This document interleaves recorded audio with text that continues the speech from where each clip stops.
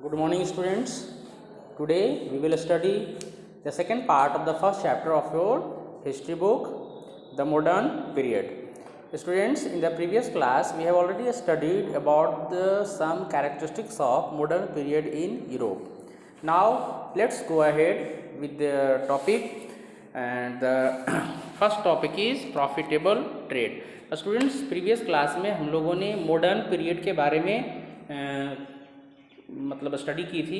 Modern period में क्या क्या खास बातें हुई, क्या क्या उसकी कैरेक्टरिस्टिक्स थी, ठीक है।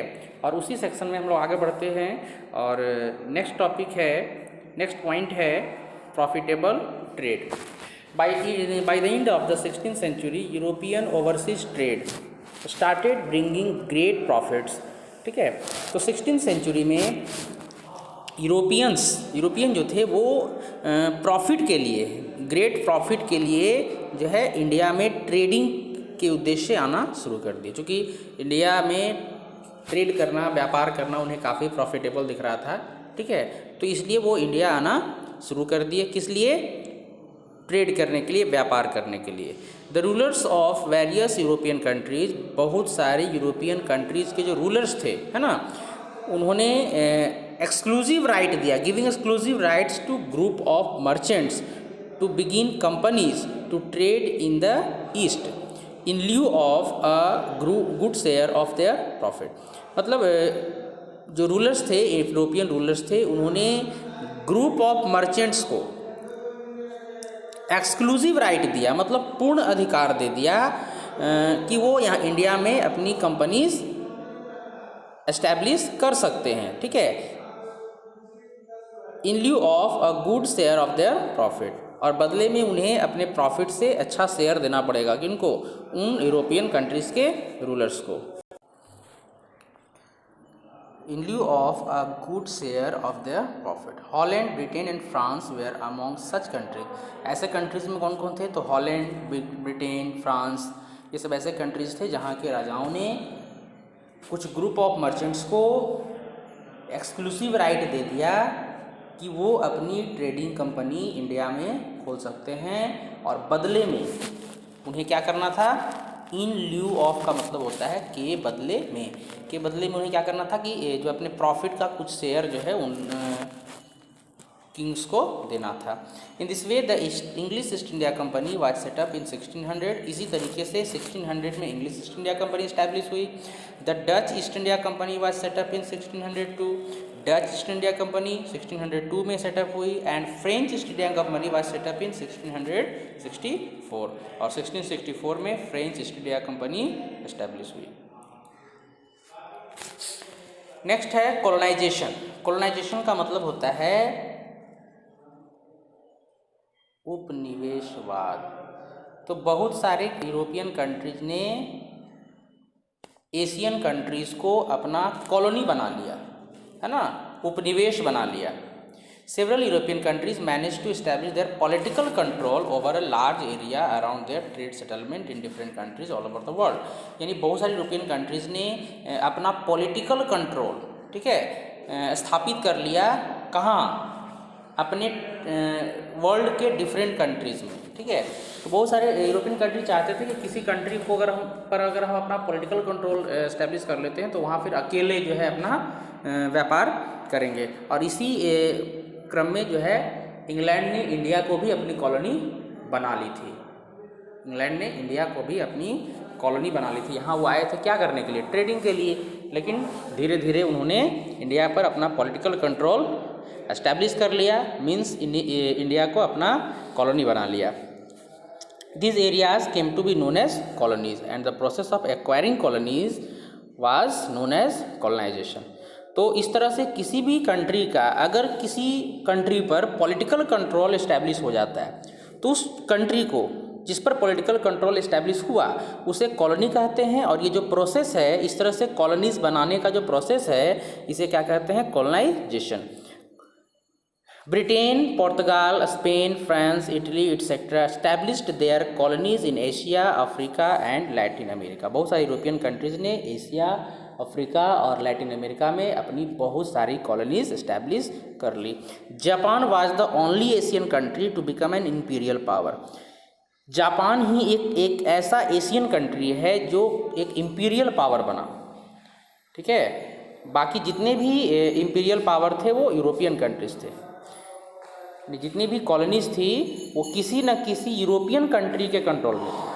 लेकिन जापान ही एक ऐसा कंट्री था, एशियन कंट्री था, जो किसी की कॉलोनी नहीं बना, बल्कि उसने कॉलोनी किसी दूसरे कंट्री पर इस्टेब्लिश की। तो इस तरह से वो क्या हो गया, इम्पीरियल पावर। अगर हम कह सकते हैं स्टूडेंट्स कि 1947 के पहले इंग्लैंड जो है इंडिया को अपनी कॉलोनी बनाए हुए था। तो इंडिया कॉलोनी कंट्री हो गया, है ना, और इंग्लैंड क्या हो गया, इम्पीरियल कंट्री। जिस बड़े देश ने किसी छोटे देश पर अधिकार किया तो वो इम्पीरियल कंट्री है। तो इंग्लैंड इम्पीरियल कंट्री था और इंडिया उसकी कॉलोनी था, ठीक है। तो आप समझ रहे होंगे इम्पीरियल कंट्री क्या होता है और कॉलोनी क्या होती है, ठीक है। तो ये सब मॉडर्न पीरियड में ये सारी चीज़ें हो रही थी। नेक्स्ट है political revolutions established the right of the people to participate in their own government. Political revolution का मतलब होता है कि जब लोग अपनी सरकार बनाने के लिए, ठीक है, अपनी गवर्नमेंट बनाने के लिए जो है रिवोल्यूशन करते हैं, क्रांति करते हैं, तो इसे हम पॉलिटिकल रिवोल्यूशन कहते हैं। Political revolution establish the right of the people to participate in their own government. In a revolution in Britain in late 17th century the monarch became answerable to the parliament। इसी तरह से Britain में late 17th century में एक revolution हुआ और जो monarch था, राजा था, उसे पार्लियामेंट के प्रति आंसरेबल होना पड़ा। पहले क्या था ना कि जो है एब्सोल्यूट मोनार्की थी ब्रिटेन में, मतलब जो राजा होता था ना वो अपनी मर्जी का मालिक था, जो मन में आता था वो कर सकता था, ठीक है। उसके ऊपर कोई भी संस्था, कोई भी पावर जो है नहीं थी। बट पॉलिटिकल रिवोल्यूशन जब ब्रिटेन में हुआ 17th सेंचुरी में, तो उसके बाद जो है कॉन्स्टिट्यूशनल मोनार्की वहाँ इस्टेब्लिश हुई और एक पार्लियामेंट थी, ठीक है। और पार्लियामेंट के द्वारा जो कानून बनाया जाता था उसके अकॉर्डिंग मोनार्क को, राजा को शासन करना होता था। तो इसे हम लोग बोलते हैं कॉन्स्टिट्यूशनल मोनार्की। तो स्टूडेंट्स आपने प्रीवियस क्लास में पढ़ा होगा कि मोनार्की दो तरह के होते हैं, absolute monarchy and constitutional monarchy. Absolute monarchy में मोनार्क के पास, राजा के पास एब्सोल्यूट पावर होता है, पूरी शक्ति उसी के पास होती है, ठीक है। लेकिन कॉन्स्टिट्यूशनल मोनार्की में राजा तो होता है बट उसे एक कॉन्स्टिट्यूशन के अकॉर्डिंग जो है शासन करना होता है। More such revolution took place in France and North America in 18th century. इसी तरह का रिवोल्यूशन फ्रांस और नॉर्थ अमेरिका में भी हुआ, कब, 18th सेंचुरी में। नेक्स्ट पॉइंट है इंडस्ट्रियल रिवोल्यूशन। मॉडर्न पीरियड की एक बहुत ही इंपॉर्टेंट कैरेक्टरिस्टिक है, बहुत ही इंपॉर्टेंट विशेषता है industrial revolution. As the voyages led to the discovery of new lands. जब वोयाजेज हुए, समुद्री यात्राएं हुई, तो नए नए जगहों की खोज हुई। And trade grew phenomenally. तो इस तरह से ट्रेड का जो है विकास हुआ। ट्रेड मतलब क्या होता है, व्यापार का विकास हुआ, ठीक है। जब नए नए देशों की खोज हुई तो निश्चित रूप से व्यापार का विकास हुआ। The new lands provided new raw material and ready market to buy the products. जो नई नई देशों की खोज हुई तो वहाँ से दो चीज़ें मिली। पहले तो वहाँ से रॉ मटेरियल मिलने शुरू हो गए और ready market to buy the products, और मार्केट भी वहाँ पे अवेलेबल हो गया। जैसे इंडिया ही इंग्लैंड की अगर कॉलोनी थी तो इंग्लैंड इंडिया से रॉ मटेरियल भी ले जाता था, ठीक है, और जो वहाँ से प्रोडक्ट होता था ना उसको इंडियन मार्केट में ला करके बेचता भी था, ठीक है। तो दो तरह के प्रॉफिट्स हो रहे थे वहाँ पे। तो यही बात थी कि जितने भी न्यू लैंड्स की जो खोज हो रही थी तो वहाँ से यूरोपियन कंट्रीज़ को रॉ मटेरियल भी मिल जा रहे थे और रेडी मार्केट भी मिल जा रहे थे, ठीक है। So the volume of production of finished goods needed to be increased to meet the unprecedented demand, ठीक है। तो जब डिमांड बढ़ गई, ठीक है, तो प्रोडक्शन भी बढ़ने लगा। जब अधिक जगह मार्केट अधिक मिलने लगा तो प्रोडक्शन की डिमांड भी बढ़ गई, किसी भी गुड्स की डिमांड बढ़ गई। तो डिमांड जब बढ़ गई तो इसके लिए प्रोडक्शन बढ़ाना ज़रूरी था, नहीं। जब डिमांड बढ़ रही है तो प्रोडक्शन को भी बढ़ाना जरूरी था। Till this time the domestic system of production was prevalent, लेकिन इस समय तक जो भी प्रोडक्शन होता था वो डोमेस्टिक प्रोडक्शन होता था, मतलब छोटे छोटे उद्योग थे, बड़े कोई उद्योग नहीं थे, है ना। The craftsman collected raw material from the merchant, जो क्राफ्ट्समैन होते थे, कारीगर होते थे, वो रॉ मटेरियल मर्चेंट से कलेक्ट करते थे and worked at home with simple tools, और छोटे छोटे औजारों से, है ना, घर पे ही काम करते थे with the help of their family member. मतलब जो भी इंडस्ट्रीज थी वो डोमेस्टिक इंडस्ट्रीज थी, कोई भी बहुत बड़ी इंडस्ट्रीज नहीं थी। लेकिन जब नए नए देशों की खोज हुई और मार्केट वहाँ पे मिलने लगा तो प्रोडक्शन जो है गुड्स का डिमांड भी बढ़ गया, लेकिन यहाँ प्रोडक्शन जो है बहुत ज़्यादा नहीं हो पा रहा था। Increased demand of for goods required mass production, तो डिमांड जब बढ़ने लगा ना तो मास प्रोडक्शन की ज़रूरत महसूस हुई, मतलब ज़्यादा अधिक मात्रा में प्रोडक्शन की ज़रूरत महसूस हुई, और इस तरह से फैक्ट्री सिस्टम इन्वेंट किया गया। अब जो है बड़ी बड़ी फैक्ट्रियां बनने लगी, क्योंकि प्रोडक्शन बढ़ गया, डिमांड बढ़ गया, तो डिमांड बढ़ गया तो उसको फुलफिल करने के लिए प्रोडक्शन बढ़ाना था। अब प्रोडक्शन बढ़ाने के लिए जो है फैक्ट्री सिस्टम की शुरुआत की गई। New machines were installed in the factories में नई नई मशीनें इंस्टॉल की गई, लगाई गई, and the production was increase, और इस तरह से प्रोडक्शन बढ़ा। The widespread use of machines and factories came to be called the industrial revolution, और इस तरह से नई नई फैक्ट्रीज जब बन गई प्लस मशीनों का यूज होने लगा, प्रोडक्शन काफ़ी ज़्यादा बढ़ गया, तो इस प्रोसेस को, इस चीज़ को हम लोग क्या बोलते हैं, इंडस्ट्रियल रिवोल्यूशन।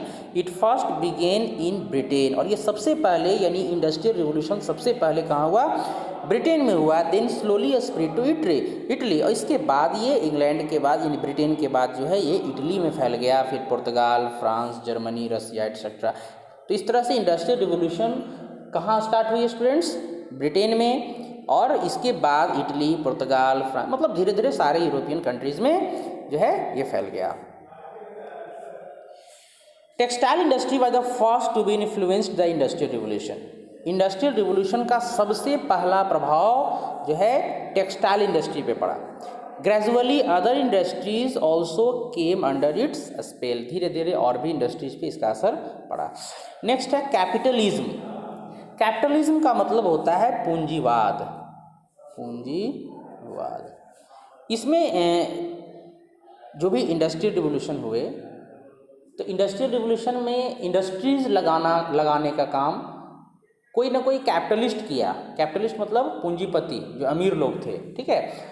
तो कैपिटलिज्म एक ऐसी व्यवस्था है जिसमें जितने भी जो भी प्रोडक्शन होता है या फिर जो मीन्स ऑफ प्रोडक्शन होते हैं वो सभी किसी न किसी कैपिटलिस्ट के कंट्रोल में होते हैं, किसी न किसी पूंजीपति के कंट्रोल में होते हैं, ठीक है। तो ये सिस्टम क्या कहलाता है, कैपिटलिज्म कहलाता है। Before the industrial revolution took place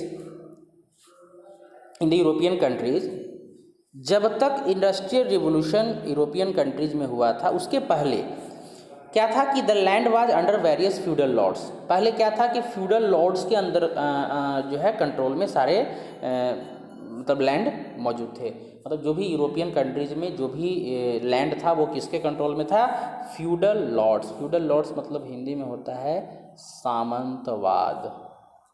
feudal lords के कंट्रोल में सारी ज़मीनें होती थी, ठीक है, जो कि बहुत ज़्यादा पावरफुल होते थे। They collected taxes and imposed fine on farmers. वो टैक्स वसूलते थे और फाइन लगाते थे किन पर, फार्मर्स पर। And levied a life of luxury, और बहुत आराम से वो जीते थे। मतलब जो फ्यूडल लॉर्ड्स होते थे ना, पूरी ज़मीन पे उसी का अधिकार होता था, ठीक है। और जो किसान उसकी ज़मीन पे खेती करते थे तो फ्यूडल लॉर्ड्स जो है उन किसानों से टैक्स लेते थे, है ना, और समय पर अगर टैक्स नहीं दे पाए तो वो काफ़ी ज़्यादा फाइन भी चार्ज करते थे। और इस तरह से जो बचा हुआ अनाज होता था वो सिर्फ किसानों को मिलता था। तो इस तरह से किसानों की स्थिति काफ़ी पिटिएबल थी और दयनीय थी, और जो फ्यूडल लॉर्ड्स थे वो एकदम लग्जरियस लाइफ जो है जीते थे। ये कब की बात कर रहे हैं स्टूडेंट्स, इंडस्ट्रियल रिवोल्यूशन होने के पहले, after the arrival of the factory system. लेकिन जब फैक्ट्री सिस्टम आ गई तो a new class of people arose who were the owner of the factory. तो एक नया क्लास अवेलेबल हुआ, नया क्लास लोगों का एक नया क्लास डेवलप हुआ जो कि फैक्ट्रीज़ के मालिक हुआ करते थे। ठीक है, तो पहले तो फ्यूडल लॉर्ड्स और ज़मीन के मालिक थे ना, लेकिन जब फैक्ट्री सिस्टम आया, नई नई फैक्ट्रियाँ बनने लगी, तो एक नया क्लास डेवलप हुआ जो कि फैक्ट्रीज़ के मालिक होते थे। Their only motive was to make money. और जो कैपिटलिस्ट होते थे ना, जो फैक्ट्री के मालिक होते थे, उनका एक ही मोटिव होता था, लक्ष्य होता था, उद्देश्य होता था कि अधिक से अधिक पैसे कमाना। These people collected the production and sale of their goods। ये लोग जो होते थे, ये प्रोडक्शन को पर पूरा कंट्रोल इन्हीं का होता था, और जो भी सेल होता था ना प्रोडक्शन का, वो सारी प्रॉफिट जो है इन लोगों के पास आती थी। किनके पास आती थी?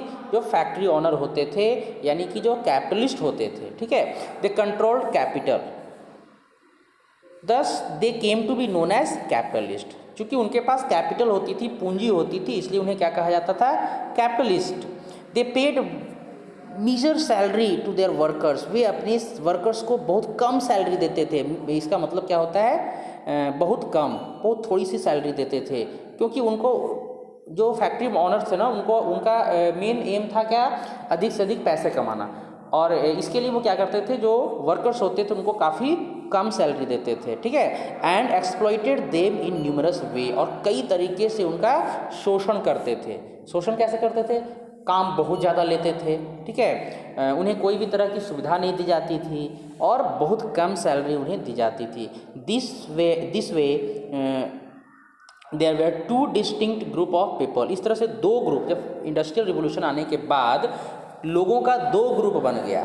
फर्स्ट ग्रुप था द कैपिटलिस्ट और the ones who had money. Capitalist कौन थे? जिनके पास पैसे होते थे, जो फैक्ट्री के मालिक होते थे। एंड ऑल कंफर्ट्स, मतलब फर्स्ट ग्रुप जो था वो क्या किसका था?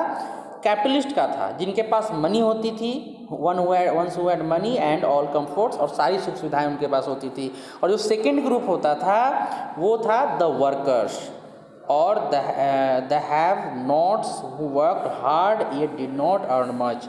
और दूसरा ग्रुप था वर्कर्स का, जिनके पास कुछ भी नहीं होता था, बहुत मेहनत करते थे, फिर भी वो बहुत ज़्यादा पैसा नहीं कमा पाते थे। तो इंडस्ट्रियल रिवोल्यूशन आने के बाद जो है दो ग्रुप के लोग आ गए, एक कैपिटलिस्ट थे और दूसरे वर्कर्स का ग्रुप था। तो इस तरह से मॉडर्न पीरियड में जो काफ़ी सारे चेंजेस, काफ़ी सारे कैरेक्टरिस्टिक थे, वो हम लोगों ने आज पढ़ा। और अब हम लोग इंडिया में मॉडर्न पीरियड के बारे में कल स्टडी करेंगे स्टूडेंट्स। बस आज के लिए इतना ही, मिलते हैं नेक्स्ट वीडियो में। बाय।